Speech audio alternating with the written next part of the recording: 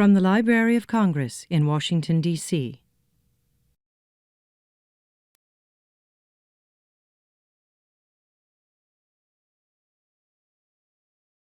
So, well, good afternoon, everybody, and welcome to the African Middle East Division. I'm Mary Jane Deeb, Chief of the Division, and I'm delighted to see you here for our 29th Conversations with African Poets and Writers, and it's really exciting. I had the honor, the pleasure this morning of having a podcast conversation with our guest, Bushra al-Fadil, who is the Cain Prize winner, and with our other guest, who will not be interviewed today, but who was just as fascinating and exciting, Magogoji Mahema, who was there and who is the runner-up to the Cain Prize. Both did a wonderful interview, and this podcast will also be available, accessible on the web for you to listen to, and for anyone listening, that will be accessible as well. So what I wanted to say was the usual thing. Welcome to the division, which is made up of 3 sections: the African, the Middle Eastern, and the Hebraic section. The 3 sections collect, recommend, serve materials on our region, which constitutes 78 countries of the world, and many, many languages. Our stacks are full of materials in many different languages, and we also serve them with specialists who focus on these countries, who know the languages, the culture, the people, and who are able to serve the readers, our patrons, who come again from all over the world. We do briefings, we do one-on-one assistance, we do programs such as this one, we have conferences, we have symposia, we have exhibits, and we keep everyone on their toes. But today, I'd like to say a few words about the speakers and what we do. The Cain Prize for African Writing is a literature prize awarded to an African writer of a short story published in English. The prize was launched in 2000 to encourage and highlight the richness and diversity of African writing by bringing it to a wider audience internationally. The focus on the short story reflects the contemporary developments of the African short story tradition. A few years ago, we in the African Middle East Division, in partnership with the Poetry and Literature Center, and you will hear its head in a few minutes, started a new program that we called Conversations with African Poets and Writers, the aim of which was to capture in their own words the thoughts and reflections on contemporary African literature of both established and new award-winning writers. Our external partner was the Africa Society of the National Summit on Africa. And again, you will hear from its executive director in a moment. And the Africa Society supported us from outside of the library, spreading the word, bringing in people, and supporting us in numerous other ways. More recently, we've had Ambe Cham of the African Studies program at Howard University joining us as a partner. And so we have, in a way, the library, the Africa Society, and the university as partners to support this program, which has become really an iconic series on new and old writers. In March 2014, we interviewed the Nigerian author Topi Fularen, the winner of the 2013 Kane Prize for African Writing. We were so happy with the program that we looked into incorporating into our series the subsequent Kane Prize winners. And so we did. The following year, we interviewed Okwiri Odwor from Kenya, and in 2016, Namwali Serpel from Zambia. And last year, the 2016 winner, Lidudu Malingani Wokombothi from South Africa.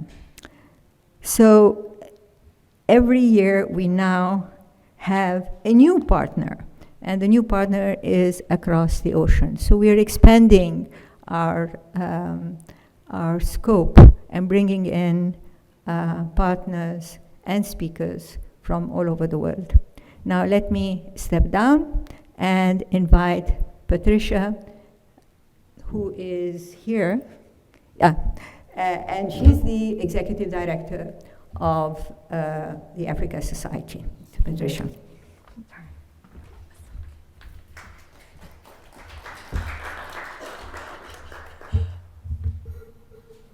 Good afternoon. So I'm Patricia, and I'm the president of the Africa Society, a nonprofit organization that educates Americans about Africa and advocates for African growth-led positions in the United States.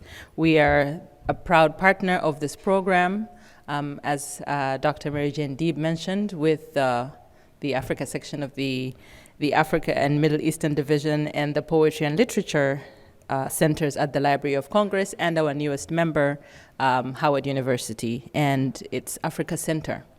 Today we're excited to be here for once again to feature another African literary ambassador, that's our new expression this morning, and Kane Prize winner for 2017, Dr. Bushra al-Fadil.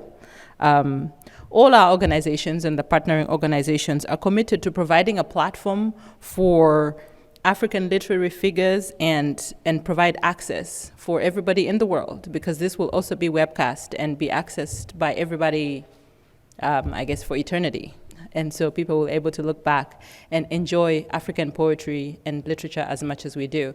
So enjoy the program. I will ask our next speaker and partner, Dr. Kasper, to take the stand.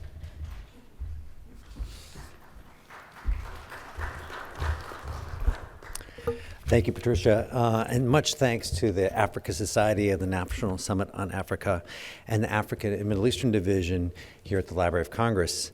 Of course, I want to say thanks as well to the Lannan Center, who helped create this program over at Georgetown University, or who helped partner with us to create this program and bring the Kane Prize winners to the library every year.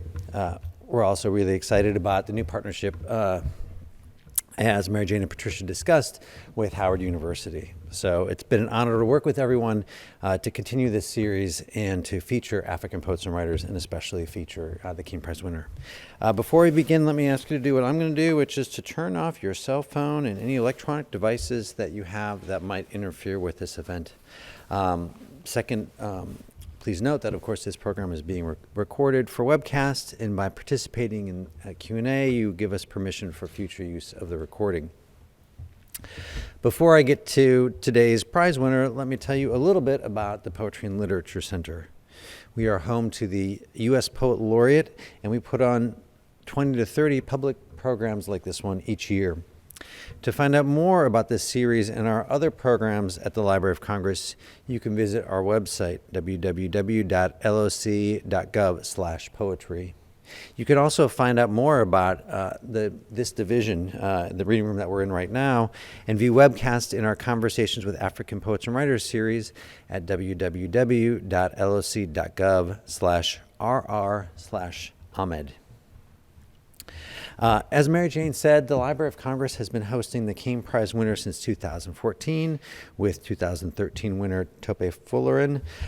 We are thrilled to extend this same welcome to the current winner, Bushra al-Fadil, chosen out of 148 entries from 22 African countries. Bushra is the first Arabic-speaking winner of the Kane Prize. At 65, he is also the oldest prize winner. The chair of judges Ni Awikwi Parks announced the winner of the £10,000 prize at an award dinner last July, held for the first time in Senate House, London. Parks said of the prize-winning story, quote, "Rooted in a mix of classical traditions as well as the vernacular contexts of its location, Bushra al-Fadil's story, The Girl Whose Birds Flew Away, is at once a very modern exploration of how, assaulted from all sides and unsupported by those we would turn to for solace, we can become mentally exiled in our own lands, edging into a fantasy existence where we seek to cling to a sort of freedom until ultimately we slip into physical exile." Bushra al-Fadil has published 4 collections of short stories in Arabic. His most recent, Above a City's Sky, was published in 2012, the same year he won the Al-Tayyib Salih Short Story Award. Bushra holds a PhD in Russian language and literature.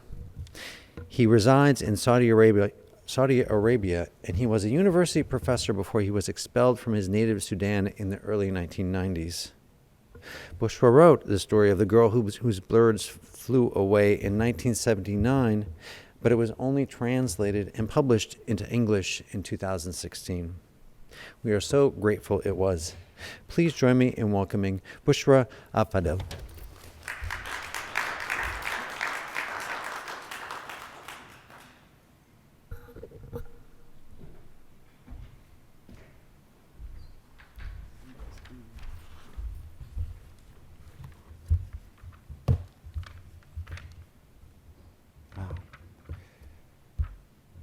I talk myself. Good evening. Thank you, Robert Kasper, and thank you, Patricia, and Mary Deep, and Marita Harper, and your division. Of course, it is a very nice opportunity for me. This is maybe the second major opportunity to, after the Cain Prize, to talk to here in the Library of the Congress. I write fiction in Arabic, and the first short story ad collection, as was told here, was written in the 70s, the last year, in the 70s, 1979. And I feel language, Arabic, writing in Arabic is a barrier between us, not only between the other world, but in Africa too.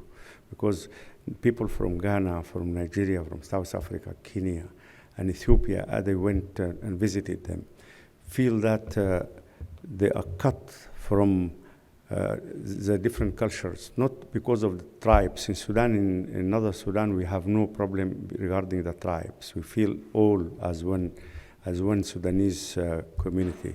But the tribes are in the south and the part of the west. But the language, because we write in Arabic. Writing in Arabic also had another problem, that you have to read the heritage of the Arabic language, which is deep rooted in history, and before Islam and after Islam. And you have to read colloquials of each of the Arab countries. But the standard Arabic is understood in every country of the Arabs. And when I write my first collection, I wrote about social life in Sudan, problems that face Sudanese community and people, especially women. And this short story was speaking about it. I tend to speak about it in the marketplace. But I have coined words in Arabic language, which is known to Sudanese people now, like the word tafabia.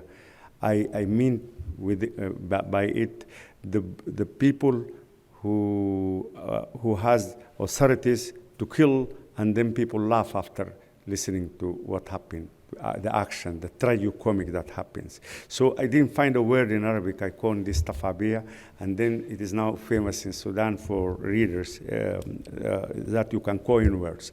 I coined words for in a novel called The Locust Symphony, how the locust can sing without voice, of course.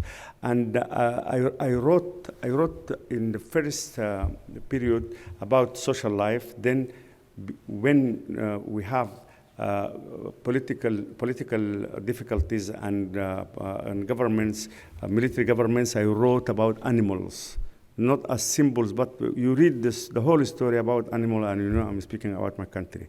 Now I'm trying to write in my latest works about science fiction, something similar to science fiction. I said to myself, I can't write science fiction because science fiction should be known to people who are living in countries where there is industries developed and so on. But I write something similar to it so as to avoid saying science fiction, and with it, you speak about your country too. My latest novel is called 2084, and I'm imitating George Orwell in the name, but speaking about what is going to happen in my country after 60 or 80 years. I'm influenced in my writings by so many people. In secondary school, we were influenced by writers like Mark Twain when we read Huckleberry Finn and Tom Sawyer. We were influenced in England by writers like Oscar Wilde and so many writers, Virginia Woolf. I'm not going to mention all of them. But in the university, I'm influenced by Dostoevsky and Anton Chekhov. So that is the reason why I studied Russian language, so as to read them in Russian. Thank you very much. Is there any conversation?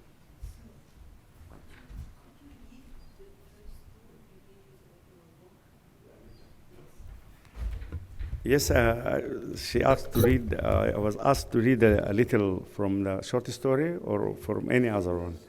Yes, but I'm short-sighted, so it's a short story read by a short-sighted.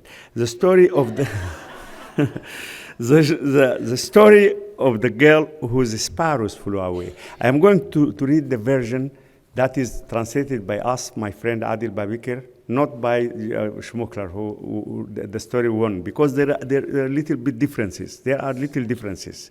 In the story there, he said, like the Bedouin who visited the town for a second time.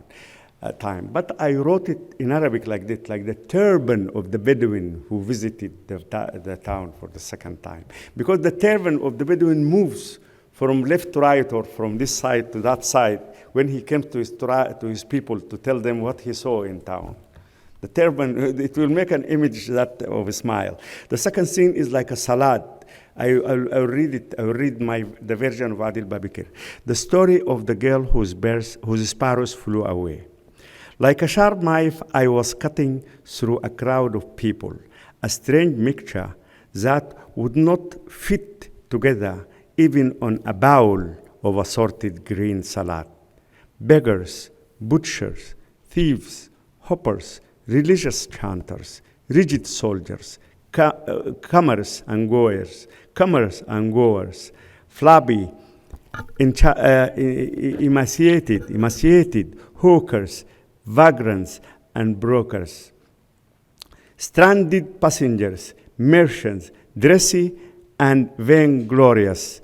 In the midst of those were elected representatives who chased women with their eyes, hands, and bodies, and those among them who were unable to respond physically would resort to daydreaming. I was piercing through the crowd like a sharp knife, causing a sudden pain in a shoulder, followed with, "Excuse me," a wound on a foot preceded with sorry, and a punch in a face accompanied with "Forgive me." I was too absent-minded to wait for a response on my apologies. Thank you.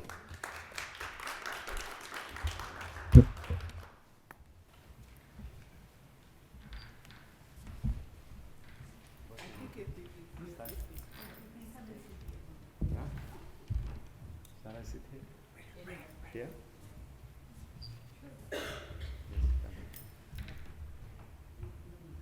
Here?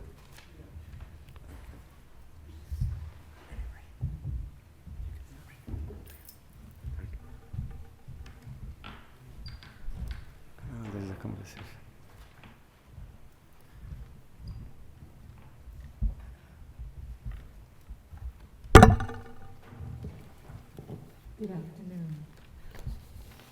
I'm Marita Harper, area specialist in the African section. Can you hear me better now? Yes. It's Marita Harper in the African section, area specialist here. I'm going to ask Bushra Yeah. to some questions that I have version of this book that I read, and see how the two mesh, and since there are translations in English and not in Arabic. Yeah. I'm going to really begin talking generally about your asking about your experiences here when you started writing, and why did you turn to novels as a medium of expression?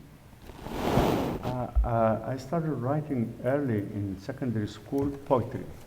I didn't write anything, any short stories, until I finished the university. And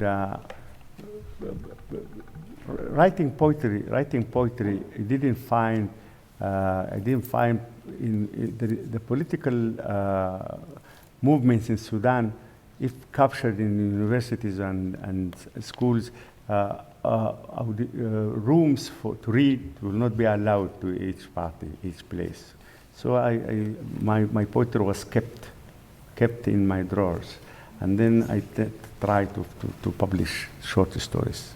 So the story of the girls whose birds flew away was the second short story that is published in Cultural Magazine in 1972. The first story was called The Retaliatory of Abdel Gayoom, that about a person called Abdel Gayoom that raised from his grave to make revenge of what happened to him in life and so on. This is the first story. And leading further on about the descriptions that I read in your story of the girl whose birds flew away, I wanted to find out from you, how do you describe how you weave the various literary Sudanese expressions from the prehistoric Islamic poetries into your award-winning piece, the story of the girl whose birds flew away, which it's very melodic, as I read it in your book. Yeah. In the short story, when you find images like this, the narrator says, I love her and she loves me, and her she-camel loves my camel. This is from a verse from a Sudanese from an Arabian before Islam poetry. Poetry before Islam. أحبها وتحبني ويحب ناقتها بعيري. But I wrote it in prose, but it was the pre-Islamic poetry, and I can derive from all cultures, Even in the short story, I found a version like this from a Russian proverb. The Russian proverb sounds like this: "Держи язык за зубами," or it's a word that is a famous word in Russian. "Держи язык за зубами" means keep your tongue behind your teeth. So I wrote it in Arabic, in Sudanese, and so many people said, "Where is it from?" It is from that it came. And so many phrases from different readings, and even from quantum physics now in my work, when the particle is here and there at the same time, I can write it in a sort of way, the findings of the physics on philosophy and everywhere in fiction. Not only the heritage of pre-Islamic Arabic. you do most of your writing in Arabic, and can you share with us the experience you're having with your work being translated in English from, we knew of one translation, but we find that you had other translations in the same new language as opposed to Arabic. Yes, the translation opens for me, I said, this horizon of contacting the main cultures worldwide, and of course with African colleagues who write in English. And I'm now working hard to make translations for my short stories, because 5 collections, I have 2 novels, and have book of poetry and other writings, but I should have to write. Now we are trying to translate a novel. I guess I should really mention to Bushra that most of the audience here have not had the opportunity to read your material because it's so new. Yeah. We will have books here on sale, copies of the books so that you can see, so they can really understand my comments. Yes. And the experience of actually reading Yes. your material. I had a question in reference to how do you describe contemporary literary scene in Sudan, and how do you relate to it? Although we know that you've traveled out for a while. I have, Sudan. yes, I have relations with various writers and poets in Sudan from various generations. And I have teachers, of course, my teachers like Tayyip Saleh, Season of Immigration to the North. I know him personally, and another professor who wrote about the first story that I wrote, Abdel Gayoum, that I told here. He wrote after the Mogadina Critical that he highlighted for me. Sudanese writers writing in colloquial, in Sudanese dialect, in Sudanese Arabic dialect, poetry made a breakthrough in it. And there are famous poets on this regard. One of them even was celebrated here in the United States by him, Mahjoub Sharif and Hamid and Gaddal, famous in writing in Sudanese colloquial Arabic. Also, there are Sudanese who are writing in standard Arabic, and there are Sudanese who are writing in English, and Sudanese who are writing prose and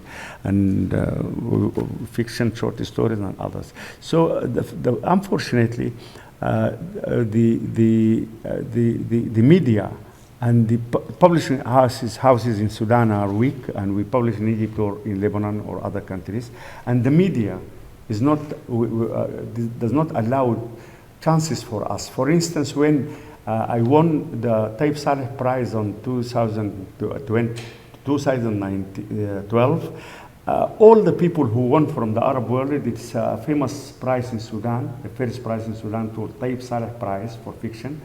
All the winners who came from Morocco, they let them enter through VIP, except me. They didn't allow me to enter through the VIP, the airport of my country.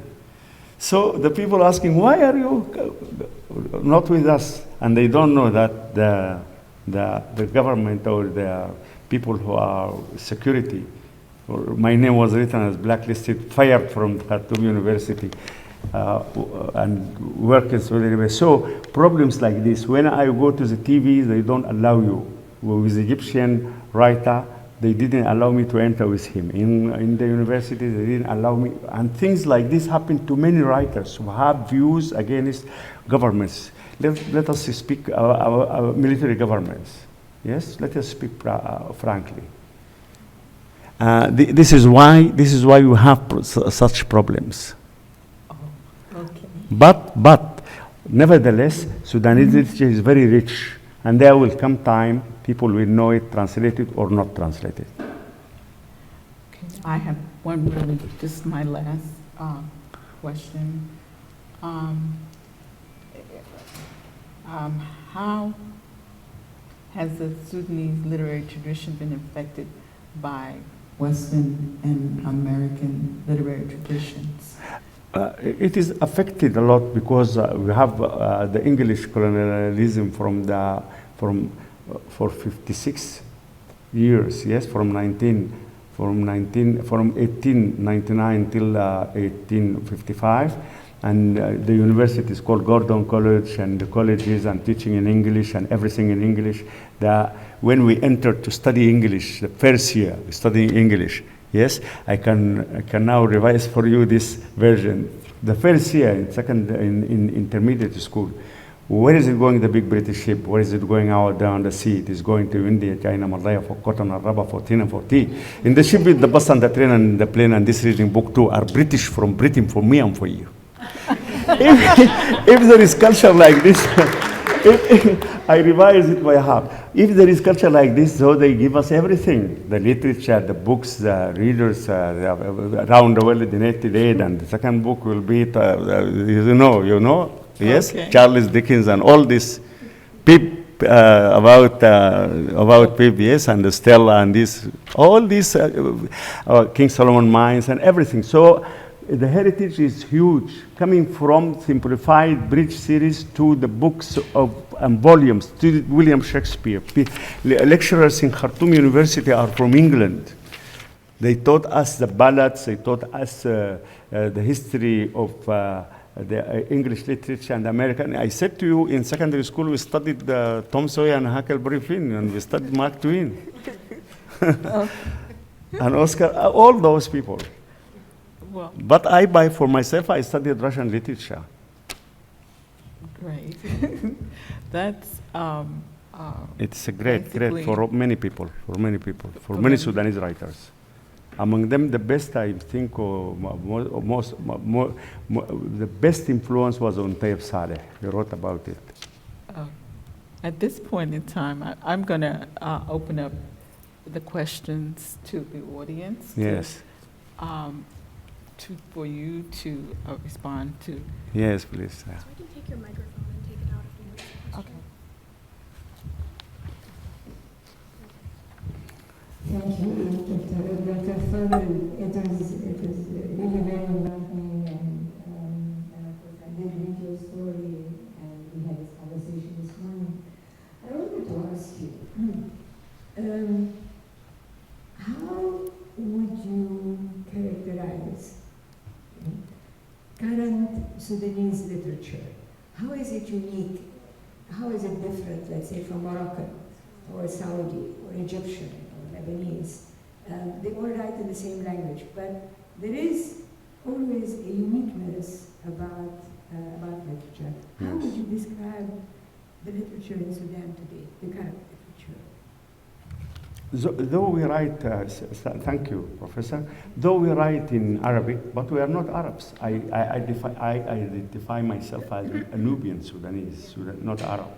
We are not Arabs. But Arabs, they say, you are Arabs, you see? But we say, we are Sudanese, and we write about our culture, about our heritage. We have a deep rooted in history, heritage of Nubians. A book was written by a Senegali lecturer about the pharaohs from Sudan. Sudan kings who ruled Egypt in the ancient history 7,000 years ago. We have pyramids. We have round about 40 pyramids in Sudan, but they are small pyramids and not known, but not because they are small, but because even not highlighted by multimedia. And the Sudanese culture is a mixture of all this, and African heritage there is very deep. And we have from the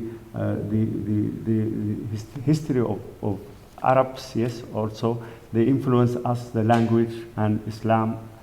All this mixture makes something different. It is not like in Morocco, not like in Egypt. It is Sudanese, African with Arabic influence, written in Arabic. Hi, Dr. Fadil. I have a question for you. If you could give any advice, we're always thinking about the next generation, because in African literature, I'm sure we've lost works and things that were not written down. we could have a fuller, more richer work, but we don't have access to those that came before us. But we have, giants like you who are here now. If you were to give advice to young poets and writers on the continent, anything, what would you say to them? And then, out of curiosity, why were you interested in Russian literature? Russian literature. At that time, I believe, I start to answer from this last one. At that time, I believe there is a spear, I called Ras al-Rumh, the head of a spear of literature. Where is it at that time? At that time, I thought it was Anton Chekhov, Dostoevsky. They wrote something psychological connected with the culture of the problems of my country. Of course, we read before that all the heritage I saw, which we gave through schools or in bookshops of the Western. Yes, you can read Virginia Woolf, you can read all these people, Edgar Allan Poe, you read them and you follow their, but the Russian for me, the Russian at that time, Anton Chekhov, he wrote things that influenced me a lot, and Dostoevsky, something deeply influenced my psychology as a young man at that time. Now I think the spear is in Latin America, now, in Latin America, Gabriel Garcia Marquez and the others. When I read things like when he is making his writings about the patriarch, this or the great woman, the funeral of the great woman, or you feel things are for your country, in your country, influence. This is why I think always I have to follow the spear. Where is it? Of course, in America there are great writers, but we have to be acquainted with them to know them also in our country. Now, regarding the first part, the youngsters, how to advise them. Young people now are communicated by multimedia better than to be advised by anyone. They can do it by themselves. They can write, and their writings will go the second day worldwide, if they like. So the youngsters are better than us. Yeah. Thank you very much. I have a question. Earlier you referenced science fiction, and I wanted to ask you about Afrofuturism and the younger writers who are coming along, because we know that Afrofuturism and science fiction are nothing new to African culture, because we've always had the serious mysteries among the Dogon, etc. But you see some of the younger writers now delving into science fiction with a particularly African perspective. Do you see that as becoming a movement among African writers, younger African writers, and in African literature? Thank you. Yes, maybe there is the influence of worldwide literature, communication with writers all over the world, with critics and so. I believe that generations learn not from their teachers, not from their lecturers in universities. They learn from each other. Somebody told me that if there is a new drug or medicine to kill the rats, the mouses, must say, in Africa, the mouses, the generation of mouses in Japan will know about it without communication. Yes, without communication. So there is something in the in generation that is taught not by lecturers, not by teachers, not by fathers or parents, but I don't know, it is telepathy or something like this. It's like what happened to the mice, yes, to the mice worldwide in an ostrich away from the places where they killed them. Yes, and I myself witnessed something like this. For instance, I will tell you this. Once I have my younger brother, when I was studying in university, he is 12 years old. He flew from his house, from our house, and my mother was in another place, another city. Yes, my mother worried a lot. I came from an Omdurman city, talking to a person. I said, oh, let me please go. And I went to the bus station and waited. Looked like this.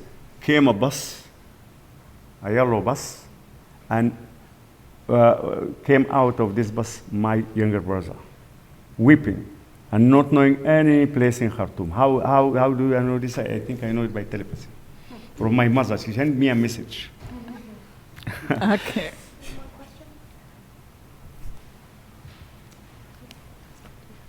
And this happened, really.